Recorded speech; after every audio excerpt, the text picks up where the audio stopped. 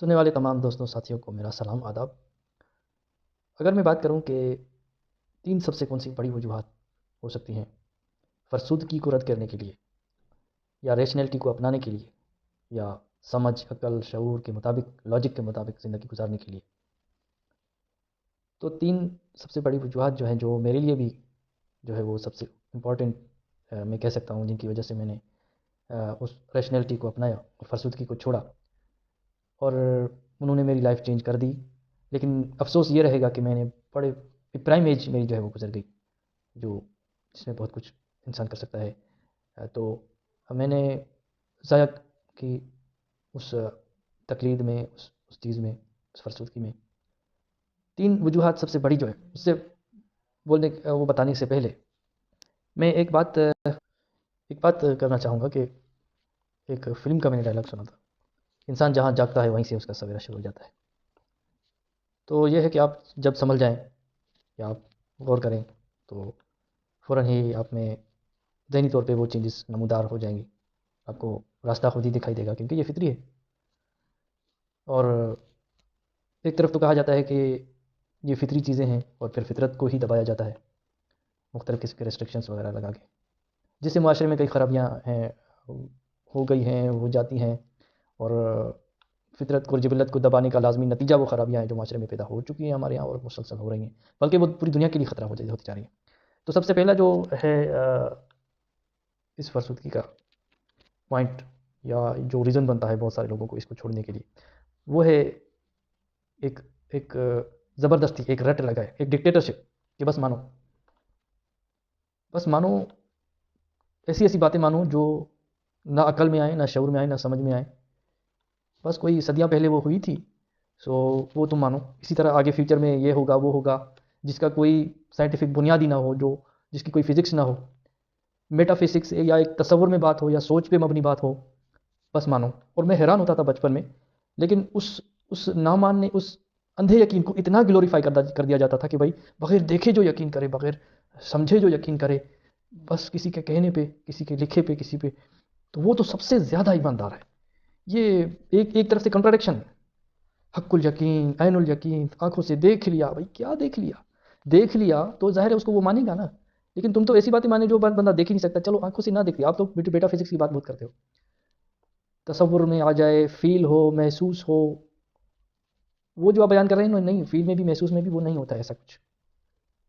اس کے بھی کچھ ریزنس ہیں، نیورولوجی میں بہت ترقی ہوئی ہے، بایولوجی میں ترقی ہوئی ہے، تو وہ بھی آپ سمجھ سکتے ہیں۔ تو ایک تو یہ ہے کہ اندھی تقلید، یا یہ کہ بس ماننا، اس پہ اتنا زور دیا جاتا ہے کہ ہمارے یہاں کے جاہل جو ہے حد سے زیادہ، اور میرے جیسے جو بھی نوجوان ہیں جب تھے پاکستان میں اور بلکہ پوری دنیا میں، اور یہاں تک کہ ان کا ایسا اثر آ رہا ہے ایک غلط بیانی کا، ایک جھوٹ کا، یا ایک ایسا جس کا کوئی سائنٹیفک بنیادی نہ ہو، ریشنل چیز ہی نہ ہو، اس کا اتنا پھیلاؤ جا رہا ہے کہ وہ یورپ کے ایڈوانس معاشروں، امریکہ کے ایڈوانس معاشروں کے لوگ جو ہیں، وہ بھی کبھی کبھی اس ٹریپ میں آ جاتے ہیں۔ اب وہ وہی آتے ہیں جنہوں نے نہیں سمجھا ہوتا، نہیں پڑھا ہوتا، تو کہتے ہیں کہ یہ دیکھو اندھی تقلید کتنی پھیلتی جا رہی ہے دنیا میں۔ آبادی کے لحاظ سے تو پھیلے گی، کیونکہ اب چار پولیگامی ہے، آپ اتنے زیادہ بچے کر سکتے ہو۔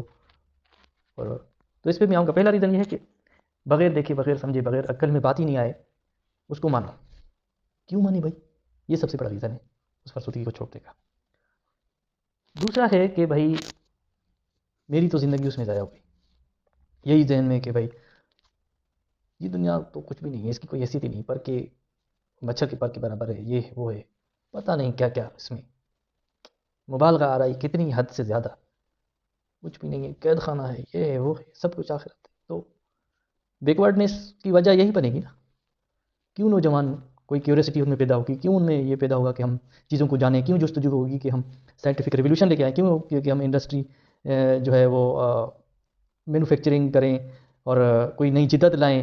یہی ہمارے جو ہے ایک ٹیکسٹائل سیکٹر میں بھی ہوا کہ جو چیزیں بن رہی ہیں ڈائریکٹ بغیر ویلیو ایڈ کیے جو ہے نا باہر بیچتے جائیں گے، بغیر اس میں جدت پیدا، بغیر اس میں ویلیو ایڈ یا کوئی نیا پروسیس لے آنے کے لیے وہی پرانے دور کی مشینیں جو 100 سال جو ہے پہلے ہوتی ہے، یا یہ کہ 50 سال پہلے یورپ میں تھی، وہ جو وہاں پہ بالکل وہ انڈسٹری ختم ہو، پاکستان میں وہی فیکٹریاں ٹیکسٹائل جو۔ تو کہنے کا مطلب یہ ہے کہ ایک انسان کو ایک یہ دلانا کہ بھائی سب کچھ مرنے کے بعد ہے، ابھی یہ زندگی کچھ بھی نہیں ہے، تو وہ کیا جستجو، کیا محنت کرے گا، کیا خوشحالی لائے گا زندگی میں۔ تبھی ہمارے ہاں 2 بیویاں ہیں، ان کی 4 کی تو 4 شادیاں ہیں، خود ہمارے رشتے دار سفر کیوں کر رہے ہیں بھائی؟ اس وجہ سے کر رہے ہیں، یہ فرسودگی یا تقلید میں پھنسے ہوئے ہیں نا. لوگ پوچھتے ہیں تم نے کیوں فرسودگی کو چھوڑا؟ بھائی اسی وجہ سے چھوڑا. اور ان سب کو بھی چھوڑنا چاہیے، اویئرنیس اتنی پھیلانی چاہیے کہ لوگ اس اس اندھے اس کو، کیونکہ آپ کے خاندان سفر کر رہے ہیں، آپ کی عورتیں، بہنیں، بیٹیاں ساری عمر کچن میں، گھر میں بچے پالتے ہوئے بیماریوں میں گزار رہی ہیں.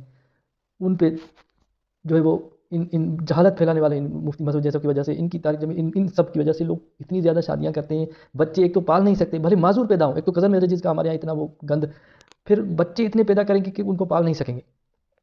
گھر ٹوٹے ہوئے ہیں، گٹر کے قریب رہ رہے ہیں، کوئی پرواہ نہیں ہے. وہ کوئی بیسک بنیادی چیزیں نہیں دے رہے ہیں بچوں کو کھانے پینے کی. ان کو کھلونے، ان کو ایک ایکٹیویٹیز، ان کو اسپورٹس، ان کو باہر گھمانے لے جانے، اپنی عورتوں کو، بچوں کو زندگی کی خوشحالی دکھانے، زندگی کی خوبصورتی دکھانے، وہ تو چھوڑیں. بیسک بنیادی جو ہے نا، روٹی نہیں دے سکتے دو وقت کی، اور دوسری شادی اور تیسری شادی اور بچوں پہ بچے اور جانوروں کی طرح پیدا. اب پوچھو تو اللہ دیتا ہے بھائی. 16 طریقے ہیں، 16، 1 2 3 4 نہیں، 16 طریقے ہیں. آپ ڈھونڈیں گوگل پہ، لکھیں 16 طریقے. کوئی ایک یوز کر کے تم آبادی پہ اپنے یہ نہیں کر سکتے کہ تم ان کی تربیت اچھی کر سکو، ان کے ساتھ اچھا وقت بتا سکو. ان کو بعد میں معذور پیدا ہوں، بعد میں بے روزگار ہوں، بعد میں کوئی اور پرواہ نہیں ہوتی ہے مردوں جو چھوڑ دیتے ہیں ان کے والدین کے ہاں، ان کو چھوڑ کے آ جاتے ہیں. ہم بھگت رہے ہیں، ہمارے رشتے دار بھائی اس جہالت میں پھنسے ہوئے ہیں اور کہتے ہیں نہیں کیا پرابلم ہے، پرابلم کیا ہو رہی ہے، اس کی وجہ سے کیا پرابلم ہو رہی ہے. یہ جہالت، یہ چھوٹی چھوٹی بچیاں، ہماری رشتے دار اپنی بھائی، اپنے میری بھانجیاں، میری بھتیجیاں، میری بہنیں، میرے رشتے دار سارے سفر کر رہے ہیں اس جہالت کی وجہ سے.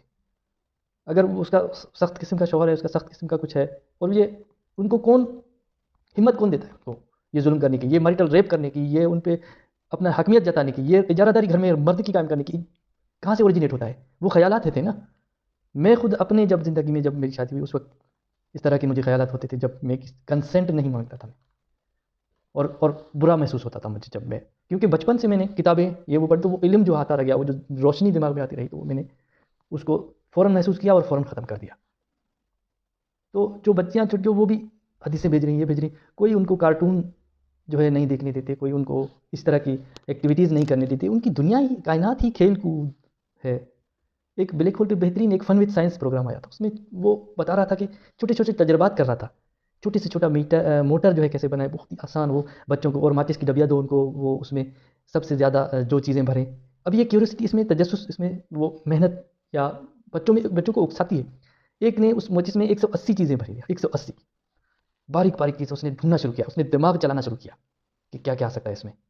تو یہ سائنس کے یہ کرشمات اور کمالات ہوتے ہیں کہ پھر وہ اس کا راز سمجھتے ہیں چیزوں کا. پھر وہ چھوٹی سی موٹر بنی ہے اس کا، کہ کیسے موٹر، ہر چیز، ہر مشین موٹر سے ہی تو چل رہی ہے. بالکل اسی طرح جیسے LED لائٹ کی وہ کچھ بتا رہا تھا کہ چمک آ رہی ہے اور کس طرح آ رہی ہے. تو یہ چیزیں پہلے تجربات کرا کے، کھیل کود کے، پھر بچوں کو بتایا کہ اس کا پروسیس یہ ہے. ان میں یہ پیدا ہو جاتی ہے کیوریوسٹی اور آگے اور جاننے کی. لیکن ہمارے یہاں تو اسکول میں پڑھو اتنی ساری کتابیں ہیں، رٹا لگاؤ، یاد کرو، یہ وہ. یورپ میں وغیرہ میں ایسا نہیں ہوتا. شروع کے بہت سارے سال ان کو صرف کھیل میں سمجھاتے ہیں، گھماتے ہیں، فوریسٹ جاتے ہیں، ادھر ادھر جاتے ہیں، پھر چیزیں جمع کر کے لے آؤ، پھر وہ اس میں سے کچھ بناتے ہیں. ڈرائنگ، میوزک ان کا اسٹارٹنگ سے ہوتا ہے، جس سے دماغ کھلتا ہے، جو کی کوگنیٹو صلاحیتیں اور زیادہ بڑھتی ہیں.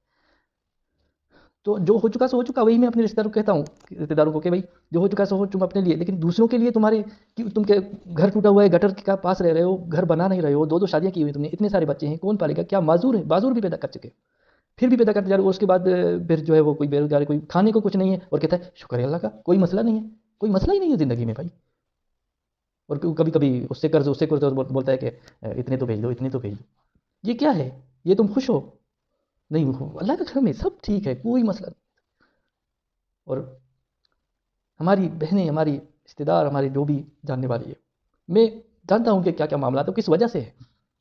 یہ پیٹریارکی یا مردانہ حاکمیت، یا اس عورتوں کو نکلنے نہ دینا، پڑھنے نہ دینا، جاب کرنے نہ دینا، ان کے لباس پہ تنقید، ان کی اسپیچ تنقید، ان کی آزادی پہ تنقید، ان کی یہ، اس سے بھگت رہا ہے پورا معاشرہ. اور اب کہتے ہیں، اور یہ واجدی صاحب جیسے اور یہ اس طرح کے لوگ جیسے یورپ میں آ کے یہاں کی خوشحالی اور یہاں کی عورتوں کی آزادی اور سب کو دیکھ کے بھی کہتے ہیں نہیں ہمارا جو ہے نا وہ فرسودہ نظام وہ بہترین ہے، ہماری تقلید والا نظام جو ہے یہاں پہ عورت یہ ہے. مرزا صاحب تک کہتے ہیں عورت کمیونٹی ہے. کیسے کمیونٹی ہے بھائی؟ آپ کے یہاں کمیونٹی ہے، آپ کے یہاں وہ فرسٹریشن بھری ہوئی ہے، جو جبلت و فطرت کو آپ نہیں اس کا جو راستہ ہے اس کو بند کر دیتے ہو، تو پھر پھوٹتی ہیں گندگیاں. آپ کا قالین بچھا ہوا ہے، اس کے نیچے گندگی، اپنے گٹر کے اوپر بچھایا ہوا ہے قالین، یہ جو حامد میر کے پروگرام میں آئی تھی عورت اور بتا رہی تھی 84% پتہ نہیں کتنے اس کے باپ بھائی چچا یہ وہ انسیسٹیول ریپس ہوتے ہیں، لاشوں سے اٹھا کے جو ہے وہ ریپ کرتے ہیں، بچیوں کے ہوتے ہیں، یہ زینب کا واقعہ ہوتا ہے، اس طرح کے بہت سارے اور ان رپورٹڈ پتہ نہیں کتنا کچھ ہوتا ہے ان رپورٹڈ.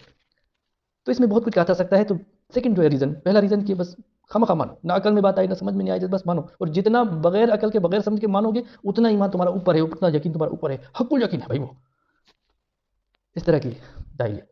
اور دوسرا یہ کہ زندگیاں برباد. اب میری ساری زندگی اسی میں گزری کہ بھائی کیوں پڑھوں میں، کیوں محنت کروں، یا کیوں یہ دیکھوں، کیوں یہ جانوں، سب کچھ تو مرنے کے بعد ہے، کیوں میں کروں. کوئی مجھ میں وہ پیدا نہیں ہوئی کیوریوسٹی ہے وہ اس طرح کی کیا بات. تو ایک نوجوانوں کو میری طرح کے لاکھوں کروڑوں ہیں ابھی پاکستان، ان کی زندگی ضائع ختم نا، بعد میں وہ کیا ٹائم ان کو ملے گا کہ کچھ کرنے کے لیے. اور آپ زندگی کی خوبصورتی سے محروم ہو جاتے ہیں اس لالچ میں کہ اس دو آگے بھی میں اب اس دنیا میں آپ کو کنسیسوال سیکس کی اجازت نہیں ہے، شراب پینے کی اجازت نہیں ہے، یہ نہیں ہے، اور وہی کا لالچ آپ دیتے ہیں کہ مرنے کے بعد وہی ملے گی تمہیں. تو اس کی چکر کی اس کی زندگی برباد، اور پھر مرنے کے بعد اس کو پتہ ہی نہیں ہے کہ ہے بھی کوئی زندگی نہیں ہے یا کچھ ہے، بس ایک اندھا یقین ہے. تو کیسی یہ روایت آپ ڈال رہے ہیں اور پھر تنقید کرتے ہیں کہ آپ تو نگیٹیوٹی پھیلاتے ہیں، آپ تو غلط کرتے ہیں، آپ تو جو ہے آپ نے اگر تقلید چھوڑ دیا، آپ نے اگر فرسودگی چھوڑ دی ہے تو کیوں آپ اس کے بارے میں بات کیوں کرتے ہیں.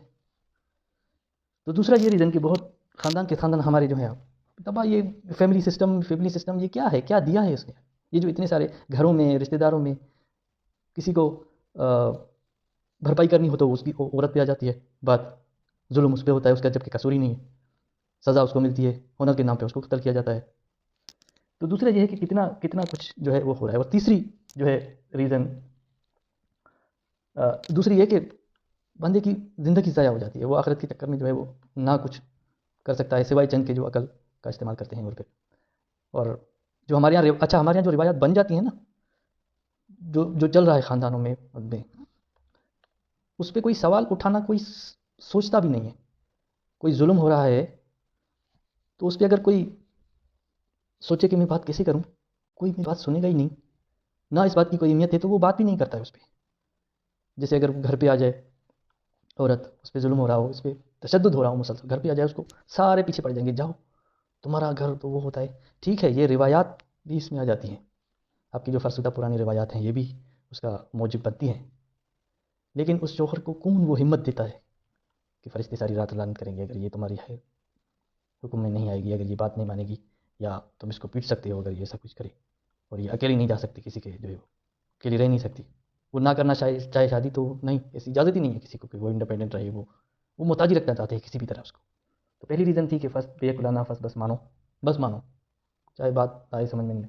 سیکنڈ یہ کہ آپ کی پرائم ایج، آپ کی نوجوان جو نسل جو ہمارے یہاں تیار، نسلیں جو ہے تیار اسی تعلیم کی وجہ سے، اسی نفرت نارسزم اس کی وجہ سے ان کی زندگی ضائع. اور تیسری یہ کہ ہماری جو روایات ہیں یا رشتہ داری ہمارے جو یہ سفر کر رہے ہیں کس کی وجہ سے کر رہے ہیں، اسی کی وجہ سے کر رہے ہیں. تو یہ تین بڑی سب سے وجوہات ہیں کہ میں چاہوں گا کہ ہمارے لوگ، ہمارے رشتہ دار، ہمارے اس پہ سوچیں تھوڑا سا کہ اس فرسودگی سے اپنی جان چھڑائیں. سننے کا شکریہ.